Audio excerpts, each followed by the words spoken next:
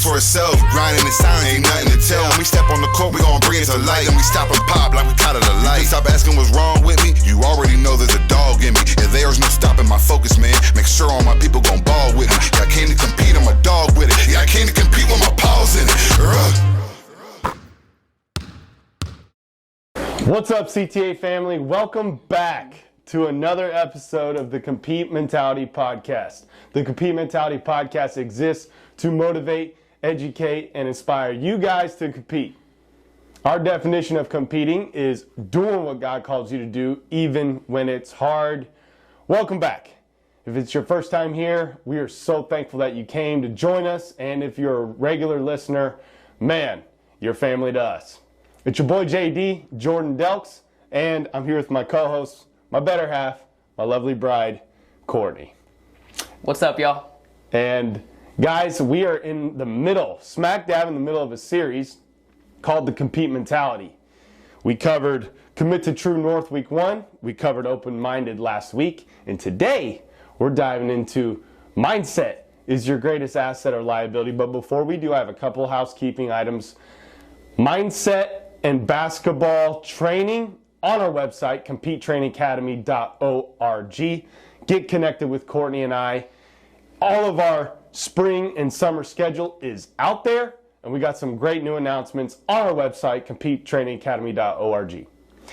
And without further ado, we're going to dive into the mind. And I love talking about the mind. Courtney and I love talking about the mind. Romans 12:2 says, "Be ye transformed by the renewing of your mindset." And what we find as mindset coaches so many times is that people don't understand what their mind is. Courtney, give us an overview on what the mind actually is.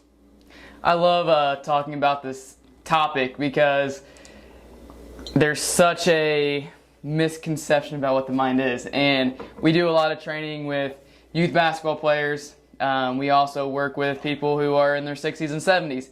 And it doesn't matter whether we're talking with a preschooler or we're talking with a 7-year-old. When you ask somebody, what is your mind? The general answer that we get, first there's a pause and people think. Yep. And then they kind of they point to their head. They're like, my brain. And then they are unsure. Then they look at us and we're just looking at them, just waiting for them to keep talking. And then they'll point to their heart and they say, yeah, mine's in my heart. But people just really don't know what their mind is. And I'm here to tell you that your mind is not your brain. Facts. Your brain is a tool of your mind. And that's where I'm going to kick us off with, is that your mind is not your brain. So you have to understand that you exist on 3 levels all at once to understand this. There's in the 3D. In the 3D, there's the physical. In the 4D, there's the mental. And in the 5D is the spiritual. Your mind is in the 5D. Your spirit and mind are synonymous. In the mental, this is where your brain is. And we're going to dive into more about how to use the brain today. This is the tool in the mental. And then your body is the tool in the physical. And all 3 work together. And I want to specifically dive in on how to use the tool of the brain here in the 4D. And you got to understand up front that you are not your brain. Woo! Hear me out. You are not your brain.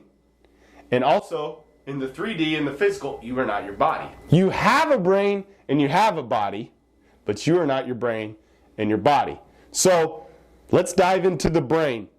There's the subconscious part of the brain and the conscious part of the brain. Courtney, tell us about the subconscious versus the conscious and differentiate the two and define what those actually are.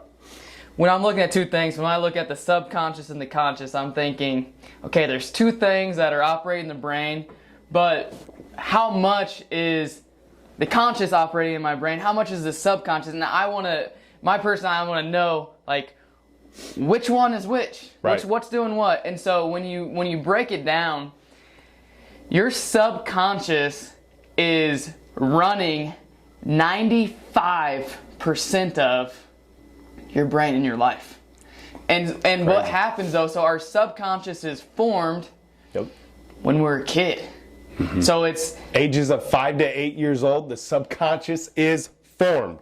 It is, and at those ages you think about, a lot of times that's when we're getting, and school is great, the school, it's a system, but you're going to school and you're learning about how you're supposed to be when you're at school, and you're learning from your teachers, and you're going to church, and you're at home, and you're learning from your parents or your grandparents or your caregiver, whoever that is.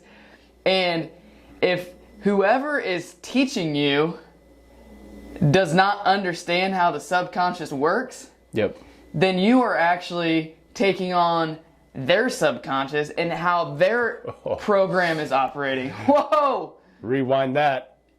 If you are being taught as a child by somebody who does not understand how the subconscious and the conscious works, you are actually being raised by their subconscious. That explains a lot to some of you in that moment right now. And so your subconscious run 95% of your life. Your conscious is 5%. And so where I really want to encourage you guys is to dive into your subconscious. You got to learn how does this operate? How do I rewire my brain? How do I rewire that subconscious? Because the beautiful thing is, and there is all kinds of science out there, is that you can rewire your brain. Yes. And your subconscious. But you got to work at it. You got to work at it. You got to work at it. And you have to understand that there's 3 spaces that your mind can live in. The past, the present, and the future. And the subconscious is made up of the past and the future. And the conscious is the present.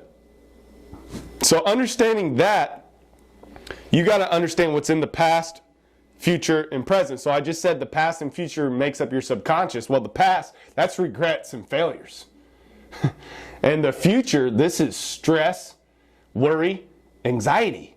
And you just told me that 95% of our life is run in our subconscious. So regrets, failures, and anxiety and stress is running 95% of the average human being's life. In the present, that's the only space in the conscious that you can experience the fruits of the Spirit. Love, joy, peace, patience, kindness, gentleness, self-control. Jesus did this perfectly, being fully human. That's why he always had time. He had time for people. He had time for the woman at the well. He had time to heal the lame and sick because he was in the present moment. That's why they call it the eternal present moment. It's always the present moment. The future is not real. The future is a made-up concept within your mindset. So as we present that to you and understanding the conscious and the subconscious, all right, I also want to encourage you, yes, don't live in the past, don't live in the future, but there are tools in your past and in your future that you can use to your benefit. So, for the past, there's 2 tools in the past: gratitude and lessons. You got to be grateful for all of your past, even the icky, even the crap. You got to be grateful for it. Because if you look back at your past, that's how God speaks. And he's giving you lessons, and lessons present themselves over and over until you learn your lesson. In the future, there's 2 tools to help rewire your subconscious in the future state. And that is manifestation and meditation. And guess what? God has met your future self. God has met your future self. He knows the beginning from the end. So if you limit yourself to your view of yourself today, you're closing yourself off to who you're going to be tomorrow. And that future version of yourself that God has already met and God already knows. Ecclesiastes 6:10. Every version of yourself already exists right now. So you got to tap into that future. So I want to tell a story about when I first trained Courtney. We were dating. And you drove up to Judson University, and I was already being a trainer. I had my own training business up in Elgin, Illinois. This was probably 2012, 13, somewhere in there. And I remember we were in Elgin, Illinois at Judson University, and I was putting her through an individual workout in the summertime, and straight up, this was the first time I had ever really trained her, and she probably hit 95 to 97% of her shots in an individual workout, and that is no exaggeration. Like, your skill set, I would put your skill set up against anybody's. 95 to 97, you didn't miss. And this was because you had rewired your subconscious through your training. Tell our audience how you did that. How I did that, I go back to when I was a young kid. I think that when you talk about like the subconscious, you talk about the future and you talk about like anxiety or fear. Like when I was young, like I didn't even have I didn't think about anxiety and fear and these things of the future. I was using my subconscious of the future version of myself, and I was really able to tap into the version of myself as Miss Basketball, right, as a Division I basketball player, as a professional basketball player. And so when I'm a little kid out there training, I'm wearing my jerseys, I'm wearing my Reggie Miller jersey, I'm wearing my Stephanie White jersey out there on the driveway. Like, I'm coming from a space of, I'm playing that level. I remember getting an East Bay magazine and you could order like the jersey, get your last name on it. It was like the big deal. I remember I wanted to go, Pat Summitt was at Tennessee, I wanted to go to Tennessee. I remember in my subconscious thinking, I'm going to order a jersey, it's going to be a Tennessee jersey, it's going to have Moses on the back, and I would wear that all the time. Mm-hmm. And I started believing, I started acting, and the part of like becoming a great shooter, it was hours upon hours of time spent by myself, right, mastering the skill of shooting. But there was a time I was a really skilled point guard. That was my main position. A scoring point guard, was able to get a lot of assists, make others around me better. And when I got to college, I played point guard my freshman year, but then I became like a combo, and I was kind of moved to that two position. And this is the time when you're talking, the story of coming up. And I remember spending hours upon hours upon hours upon hours and hours. Can't even fathom how many hours working on the skill set of shooting off the move, off the dribble, and expanding the version of me. I was a great knockdown stationary shooter, but expanding the version of Courtney Moses as a basketball player into somebody who could score off the pick and roll, out of anything, shoot behind the screen, and do all these things. And that is how I was able to rewire my brain, because I knew who I needed to be to make a difference on our team, what our team needed, and I put in the work. There's no other way around it. It wasn't I just laid around and yes, I did the mental stuff, but like I was in there doing the work, and I was visualizing as I was doing the work. Yep. And that is how I operated to get to such a high level. Yep. And so to encourage all you listeners and how this applies to you is that you rewire your subconscious through repetition. Like I said, Courtney, when I trained her that hot summer day in Elgin, Illinois, in no air-conditioned gym, and she made 95 to 97% of her shots, all Big Ten at Purdue, it was because of repetition. That she, bop, bop. I mean, she just was, it wasn't even, she didn't even think about it. So you got to rewire your subconscious to who your future self is going to be, and that's in alignment with your true north, back to the first podcast in our series, aligning with your purpose. And you can't compare yourself to others. You can't be living your parents' purpose. I know I hit somebody right there. You can't be living someone else's purpose for your life. You got to align with your purpose, your true north. So my true north statement is, I am a healthy, present husband and father that's a $1 billion CEO. That's my true north. I am not chasing money, but I'm chasing $1 billion impact to get this compete mentality message to the masses. And I want to bring it to you. And Matthew 7:7 says, ask, seek, and knock, and the door will be open unto you. The average human being walks through 300 to 400 doorways a day. And I literally say my I am statement in my subconscious now through every single door. Think about it. Your car door, your bathroom door, your kitchen door, your office door, all these doors. And I have done this for 3 years. And I have repped this in my mindset where I literally start waking up every morning and I start saying that I am statement. And when I go to bed, I just close my eyes and I fall asleep saying that I am statement, because the last hour and the first hour of each day are the most formidable hours on your subconscious. All right? When I help players and they study plays, I tell them, study your plays before you go to bed and when you wake up, and they literally start dreaming about their plays. All right? So my point is, you can rep out and manifest who you're going to be. And it's by understanding that your mindset is your greatest asset or liability. And I want to close with a story here. And right now, we're in our mindset office in our barn. And I'm looking at a picture, Courtney, of you and Blake Wesley, who you and I trained right when he got out of high school. And this was on his way into Notre Dame.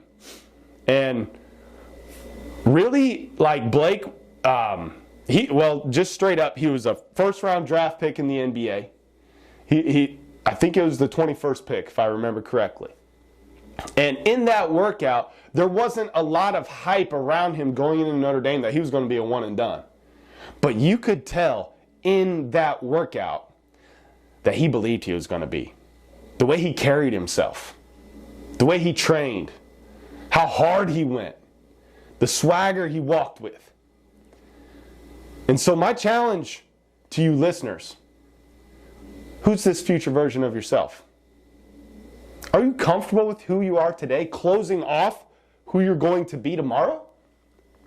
Or are you tapping into the whispers and aligning yourself with this future version of yourself to have this strong mindset like Blake Wesley, who took college basketball by storm at Notre Dame, dominating his freshman year, being a one and done, going to the league? And I have to finish with this story. You talk about the workout we had at Judson, the shooting. My freshman year as an 18-year-old on Purdue's campus, I believed, man, I'm going to get in here, everybody's going to be like I've been my whole life. They're going to be in the gym, they're going to be working out, and I will never forget, there was all this construction going on. They're putting in new locker rooms, putting in everything. So we're walking from Mollenkopf to back to Mackey through all these gates, and it was after a morning conditioning session, and like anybody who knows me, like I was a great cross-country runner, great soccer, like endurance and working out, like I love it. Yep. And I thrive under it. I'll never forget an upperclassman who I looked up to put their arm around me and said, "Simo, you gotta stop going so hard. You're making us look bad. Like you don't gotta go that hard." And I was so appalled. I was like, "Really?" So I had a choice to make there though. Oh, this upperclassman I look up to is telling me not to go as hard so they don't look as bad. But that was not in my DNA. That was not who I believed and who I thought I was. That was not my mindset.